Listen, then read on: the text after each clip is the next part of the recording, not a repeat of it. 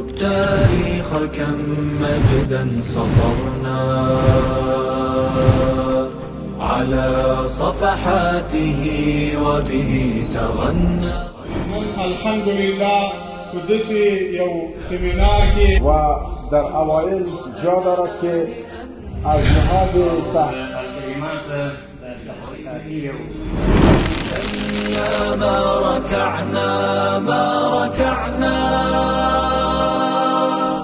لومړي قدم کې په تعلق کې قدرمنو ښوونکو او ټولو ګډونوالو مشرانو او د تعلیم او تربیې او د هېواد د هغه قشر غړو او مسؤلینو چې تاسو کولی شئ چې د هېواد د پښتو څخه وژغورئ. السلام علیکم ورحمة الله وبرکاته. ثانیا لکه څنګه چې موږ تاسو ته معلومه ده چې نن الحمدلله په داسې یو سیمینار کې یا په داسې یو تعلیمي پروګرام کې چې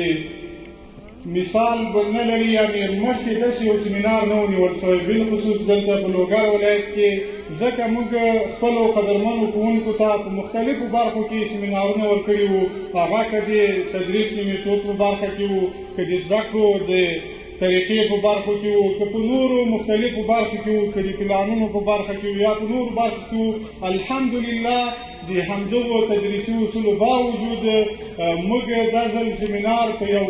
نوي ډول سره، په یو نوښتي شکل سره، په یو ابتکاري شکل سره لرو چې زموږ سیمینار باوجود د تدریسي اصولو، باوجود د تدریسي میتودونو، باوجود د نورو مهمو موضوعاتو په هغه کې به موږ او تاسو له هغو شومو اهدافو په دغه درې ورځني سیمینار کې خبرېږو چې موږ او تاسو هغه ابدي او دایمي دښمنان د الله پاک او د موږ او تاسو د رسول الله صلی الله علیه وسلم دښمنان موږ ته تل په کمین کې ناست وي. نو دا لازم او ضروري ده تر څو پورې د موږ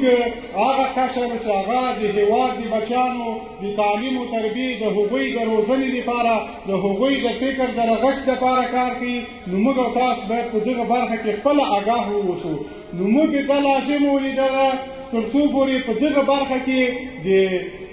تحقیقات د کلمات علمي تحقیقات ادارې سره په پوره همغږۍ او د هغوی په پوره ملاتړ سره الله دې دوی ته خیر ورکړي چې موږ دغه سیمینار دایر کړو. او الحمدلله اوس دې شاهد یو چې انشاءالله موږ به په دغو درې ورځو کې هغه مهم موضوعات چې موږ تل د هغونه په خطره کې وو، تل د هغونه موږ او تاسو مشکل راته جوړ شوی ده، باید په دې باندې آګاه واوسو چې موږ او تاسو هغه الحاد څه اهداف لري او څه ته وایي، یا صلیب یا یهودي نړۍ یا نور نصراني او صهیونیستیان او اسرائیلیان، د دغو شیانو باندې باید موږ آګاه واوسو. دغه مفاهیم که موږ وپېژنو او بیرته خپلو زده کوونکو ته ورسوو، نو انشاءالله ان قریب موږ او تاسو په کوم یو حالت کې اسلامي نړۍ قرار لري، د دغه نه به انشاءالله موږ او تاسو راوځو او یوې روښانه راتلونکي ته به ځو. وبه تغنى